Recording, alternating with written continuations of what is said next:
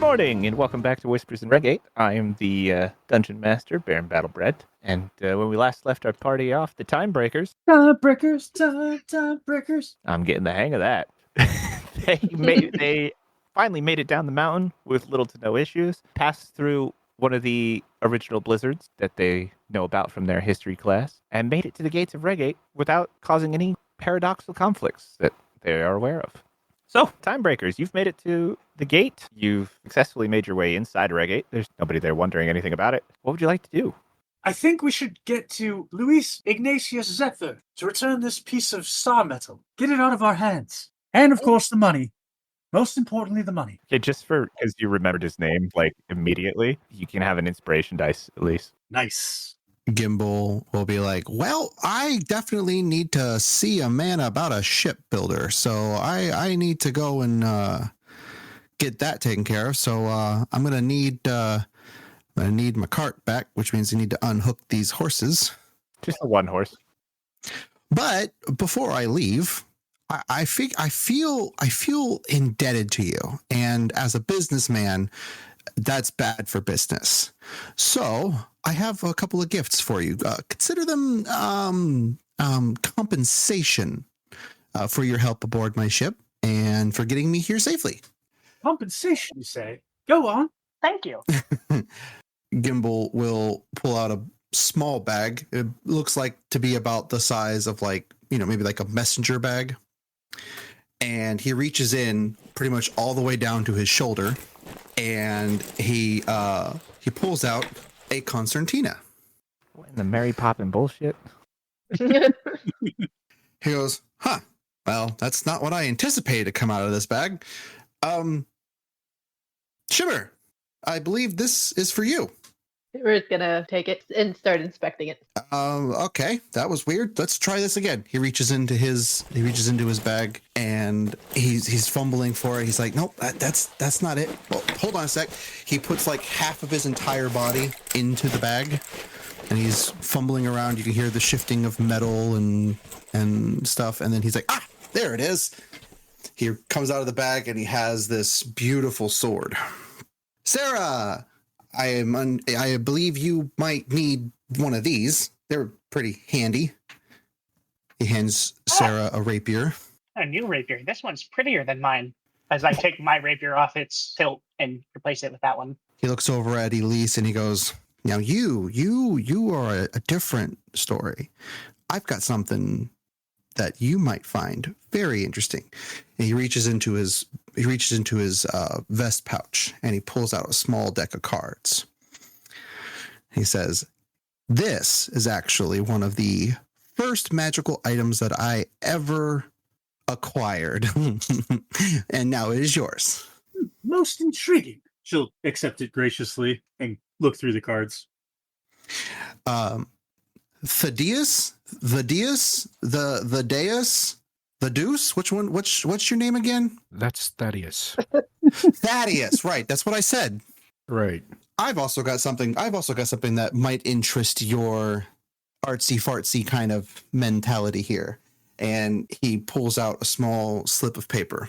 And then it's all folded up, and he unfolds it and unfolds it and unfolds it and continuously unfolds it until he has like a massive sheet of paper. And then he's like, yeah, this is it. And then he rolls it up and he hands it to you. And he goes, I tried messing with these plans a few years ago and I couldn't quite get it to work the way that I wanted. I figured maybe you might have some better luck with it. Okay. I can take a look at them. Make sure you keep these hush hush. There might be some unsavory types who might want to get their hands on it. Okay. But other than that, I appreciate everything you guys have done for me, and I shall be on my way. I have a ship to fix after all. Well, good luck to you. He'll sit in his driver's seat, and with no horse attached to his reins, he'll go, "Hya!"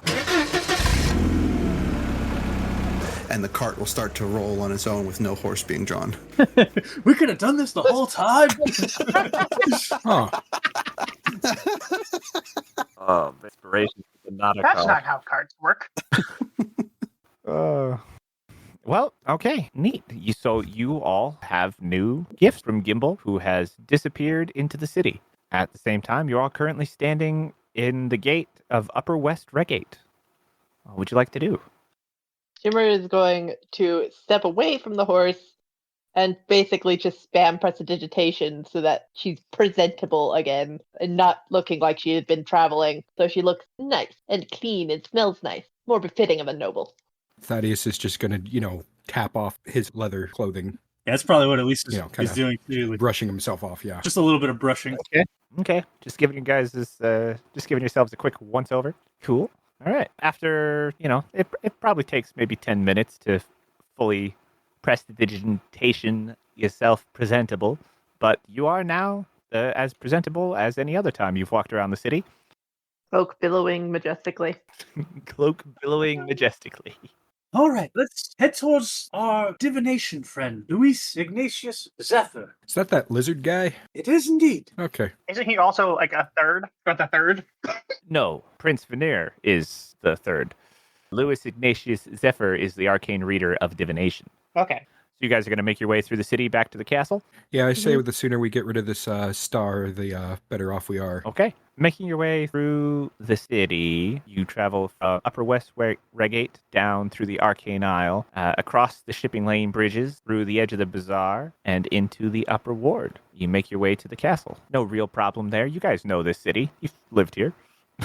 I like to imagine if that sequence was in video, it was travel by map. Do. With like the footprints on the map Yeah. Yeah. as we're watching it. You are stopped at the gate you're trying to get in by a guard. He says, "Halt! Who are you? Why are you here? State your business." We have business here. I am Shimmer of the Whitmore family. We have business with Luis Ignatius Zephyr. person.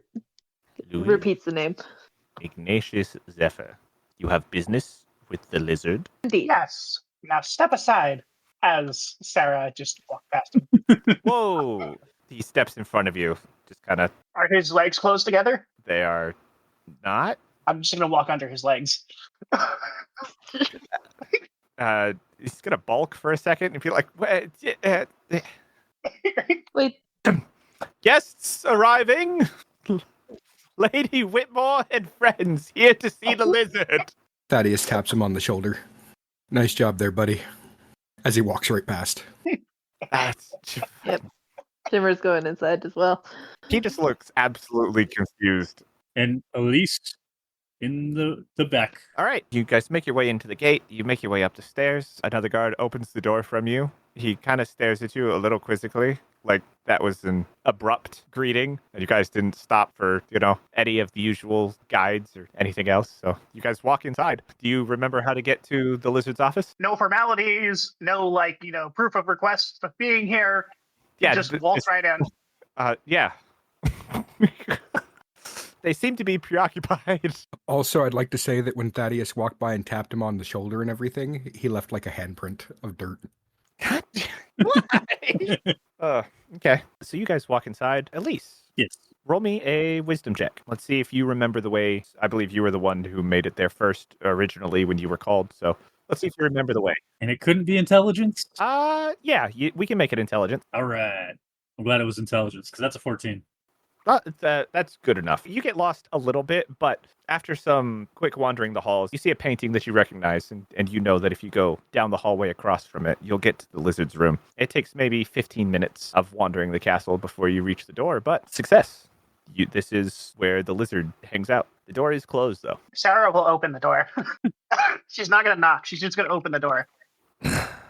Okay. Do you open the door slowly, or do you just, fling it open? I just fling it open, step in. You fling the door open, and you see the lizard and Lord Corvatash standing over a table. I like to imagine that Shimmer was basically right behind Sarah and was reaching her hand out to knock. So now she's just kind of standing there with her hand in knocking positions. Just staring down at the little metal creature, obviously invading this room. No decorum. Just open door. Yep. Lord Corvatash jumps a little bit and partially draws his sword before recognizing who you are, at which point he sheaths this weapon and he says, "Welcome back. We had not received word that you were coming." Well, sending word would have slowed us down. Yes, but it also would have given us time to prepare people of your arrival. Probably would have been a lot easier to get through the gate than I'm sure whatever you did. Oh, we just walked right in. You what? We just walked right in. I'm going to have a talk with them. Yeah. Well, you shouldn't be able to do that. Well, you see, buddy, you got this festival going on, and you're just letting everybody in. So, yeah. Well, that is I assume that's at least some bit of it had to do with the fact that I introduced myself as nobility and said we had business. yes, I suppose, but I'm going to have a talk about security issues. Indeed, I didn't actually expect it to be that easy either. That's Well, you have lots of security issues. That's why we're here in the first place. He's going to stare at you. He's going to give you one of those hard stares, Sarah. You know, the ones where their face is just like, there's no emotion, but the eyes are just kind of glaring a little bit. Shimmer is also looking at Sarah, not quite like that, just tired. Like, shut up. And he's like, yes, well, since you have all returned in one piece, I trust your mission was successful. Elise was holding the thing. I'm just gonna take it from Elise and then give it to him. Like no requesting. I'm just gonna take it. Elise is probably standing in shock right now. Yeah, you would be. As I am trying to take the jar from you. So Sarah walks over to grab the star in the jar from you, Elise. Do you let her? I don't think Elise would. I don't think she would allow that. Might even like pull it out, hold it above Sarah's head, but towards the lizard to show that this is the object that he's after. So the lizard has been sitting in his chair watching this whole thing between Corvatash and Sarah go down. And he looks over at you and he sees this object in the jar. And he's like, what? Yes, bring that here. Please, set it on the table. I can't bring it here because it's out of my reach. Like Elise is still holding it up as she walks over to the table, and like Sarah's reaching up the whole time. Yes.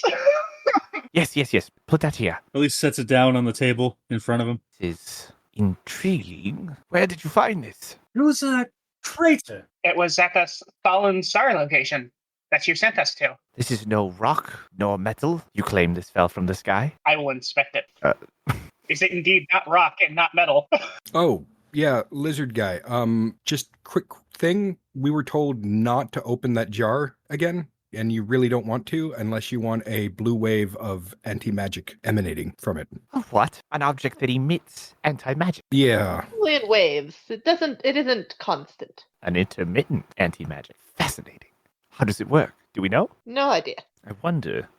Just a moment. Yes, let me... He's going to reach around. He's going to pull a bunch of little pouches off of himself, something off of his staff, something off of his cloak.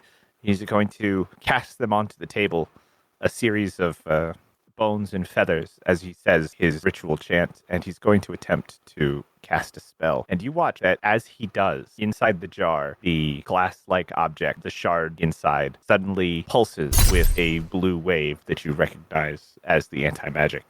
This is fascinating. When a divine spell is cast, the object reacts to stop it. Shame we don't have more time. This is something that very much nearly needs to be studied. I wonder if we can destroy it. Well, your musings are all quite well and good, but I do recall there being a promise of payment. Yes. Lord Corvatash, give them their funds. This is quite a discovery, if such a thing really works. Yeah, you know what? If such a thing is really tied to what I think it's really tied to, I believe we owe them a little bit more in compensation. How's 500 gold pieces each? Elise is almost drooling at the concept of being given 500 gold pieces. Now remember, this is for the retrieval of the item and to not tell anybody. Does this include Sarah? I'm more concerned of whether or not it concerns Shimmer, because she wasn't here for the initial negotiations. Well, you're here now. As somebody who returned with the party, you receive compensation. Lord Corvatash gives Elise a bag with 2,000 gold pieces in it. Yeah, as greedy as Elise is, she's not going to hoard it all. She's obviously going to pass out everybody's fair share, because she would expect the same from them. And you have returned the star in the jar to the lizard. I have received my first amount of income ever. And he says, yes, well, we are going to take a moment. We're going to study this, and should our study prove fruitful, we shall have more information for you tonight or maybe tomorrow morning. Do be prepared. We will be calling upon you again. She'll hum and give a head nod. Excellent. As long as your money's good, you can call on us. The money will always be good. That's one thing we have around here. Quite a lot of monies. Apparently not so much trust, but monies we've got. No money, no problems. As I walk out of the door with a large sack. That's probably about the size of my torso. More money, more problems, says the tiny robot. Holding a large bag of gold. That's, comparable to the size of her.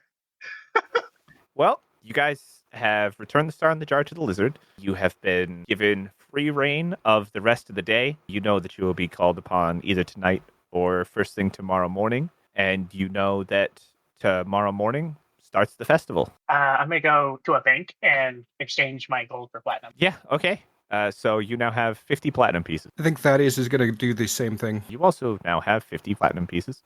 Congratulations. I'm trying to think of what Shimmer would do. What is there to do? There are lots of little things going on around the city. Lots of pre-preparations for festival things. You can go visit the Bazaar, see if there's anything you want to buy. We can go to the Arcane Isles, see if there's any new magics being worked on. You could head back home and you could head back to Thaddeus' house or to one of the taverns or inns if you want a fancy night's stay or, She's going to be in her necklace regardless, so she's not paying for a room. So she's fine with going to Thaddeus.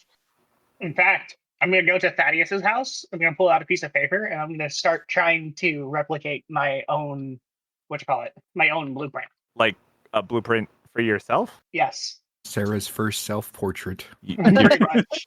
So you're trying to draw up schematics of your own design. Yes. Okay. Of a design of me. Right. A design of you. Let's see. Navigator's tools, Smith's tools. Okay. Go ahead and roll me. Oh, interesting.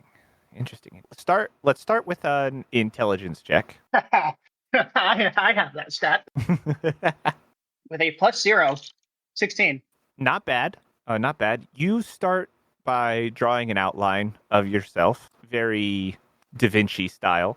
Little additional bonuses of where arms and legs could go, so you can properly attach different layers of what might be, wires or gears or mechanics. Now roll me a wisdom check to see if you understand those layers. 9. You know that there is definitely a layer of wires when you open up your main compartment. And you know that there are definitely gears in things where you can move the different parts of your body, although you're not quite sure what connects them all yet. I would say you have about half of what you could consider a blueprint. I would like to think that in the past, basically I laid the groundwork to create myself. Is that what you're going for here? Yes. You were created so that you could be created? I could leave the blueprint behind to create me. Jeez, what kind of paradoxical bullshit is that? Welcome to Regate. Very much so. Regate. It's because we're the Timebreakers, Timebreakers. Okay, well, if your goal is to create a blueprint for yourself to be created, I need you to roll me a wisdom save. Add 2 to this number, whatever it is. 15. Add 2, so 15. As you're drawing this blueprint, you hear a voice inside your head, and it says, "The little one, prove useful." That's not normal. As I continue. Yeah, okay.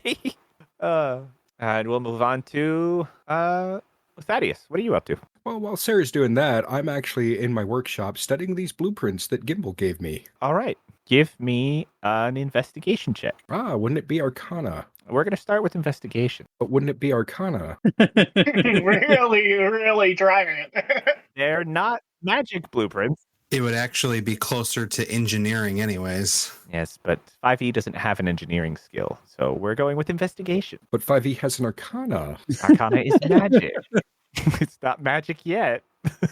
Okay, I'm rolling an investigation. That's going to be an 11.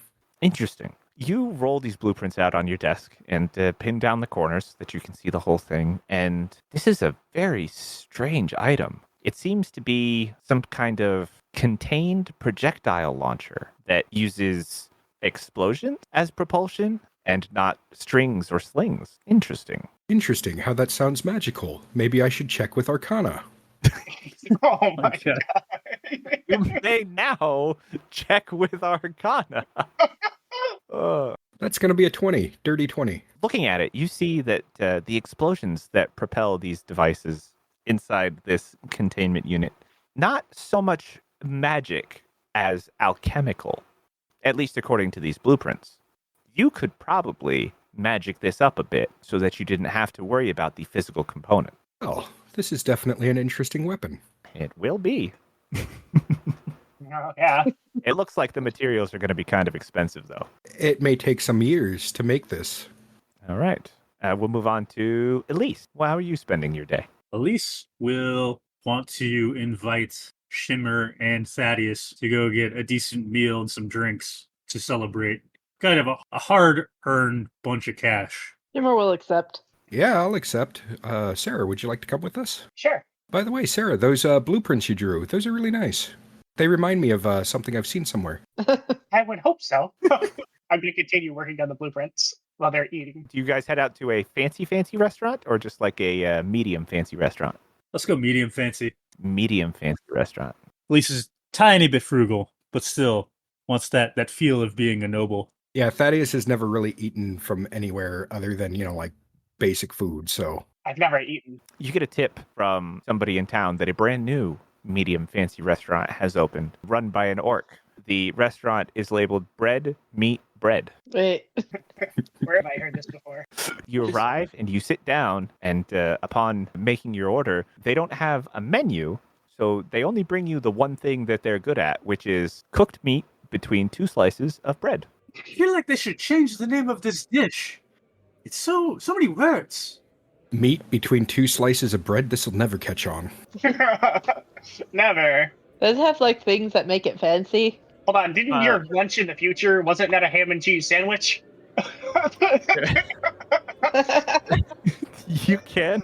There's an elf wandering around with a cart, table to table, and on the cart there are additional items that you can take and add to your sandwich. There are leafy greens, there are cheeses, there are various sauces. You're free to gussy it up however you like. She has to make her own sandwich? It's medium fancy. What do you want? Oh, I Shimmer is just like big. Fast the food level. sheer offense in her saying of that. The audacity that you think I would put my own sandwich together. Yeah. Even at Subway, they make the sandwich for you.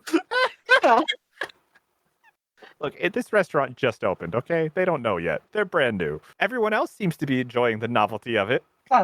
Servant's job. Seeing the look of indignation on your face, the elf with the cart will say, I can put it together for you, if you so wish. Yes, please, thank you. And she will direct some things that you'd like some greens, some other stuff. I forgot what was the options. There's greens, there's cheeses, there's sauces, there's some other sliced vegetables. Some sauces, some greens, some cheese.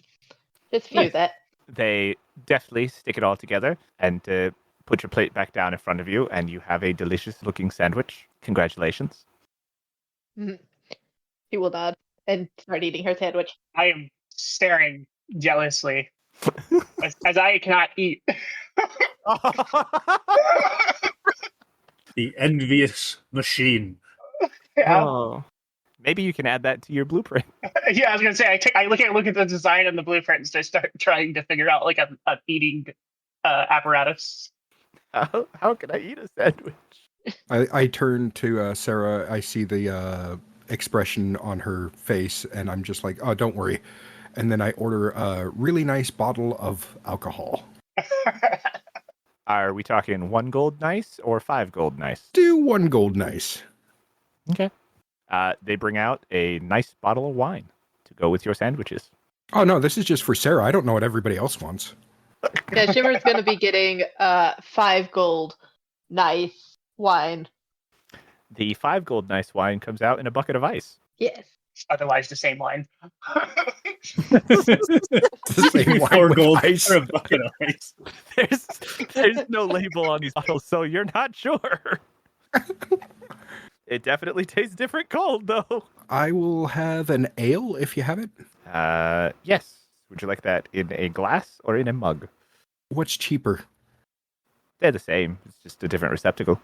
Yeah, I'm just going to go ahead and use my mug, and I end up pulling out a tankard of plenty.